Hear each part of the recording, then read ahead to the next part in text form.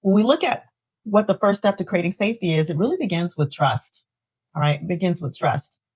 And the first thing to understand is that there's different levels of trust.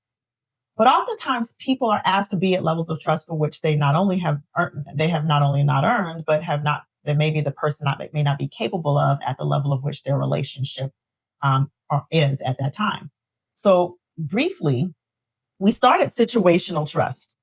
All right. And that's basically for a specific situation, I trust you. All right. So there's an incident that happens.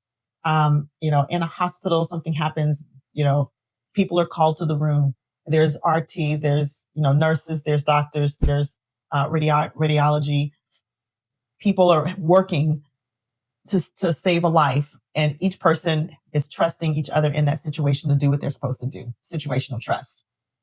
Now, transactional trust is we're all on the floor together in a unit, perhaps, or in a clinic together in a unit. Each person has a role, and in each day, we're trusting each other to fulfill those roles over and over again in that particular unit or that situation or that community.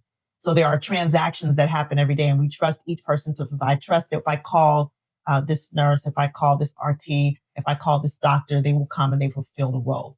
So that's transactional trust. Now, over time and over many transactions, people form relationships, and that's relational trust. So we begin to get to know each other and understand each other beyond the transactions.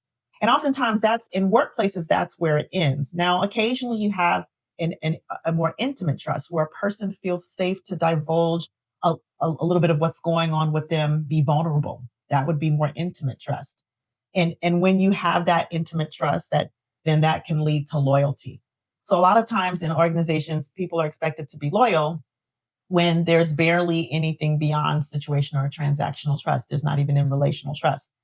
And so it's important to recognize that trust is not automatic, and that oftentimes, depending on one's background or how you were socialized, or there can be an assumption that when we interact with people that we're automatically trustworthy or that people automatically should trust us.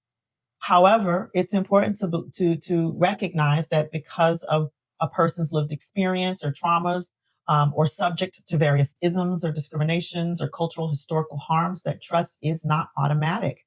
That trust is earned. That trust happens gradually over time. That trust looks different for different people.